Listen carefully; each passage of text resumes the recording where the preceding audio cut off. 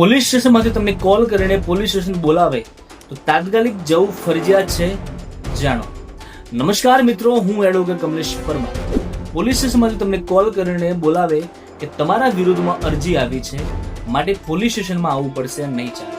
ત્યારે તમારે એમને એ સવાલ પૂછવાના છે કે તમારું નામ શું છે, તમે કયા હોદ્દા ઉપર છો, મારે પોલીસ સ્ટેશનમાં આવવાનું છે કે પોલીસ ચોકી ઉપર આવવાનું છે, કયા મામલા માટે બોલાવો છો, મારી ભૂમિકા શું છે, પૂછો કે મારા વિરુદ્ધમાં અરજી છે કે એફઆઈઆર છે. જો પોલીસ ફોન પર ધમકાવે, બદતમીઝી કરે કે પોલીસ સ્ટેશનમાં આવવું પડશે, નહીં ચાલે, નહીતર અમે ઘરે આવીશું, તો કોઈ પણ પોલીસ અધિકારીને તમને કોલ કરીને સીધા પોલીસ સ્ટેશન આવવા માટે દબાણ ન કરી શકે.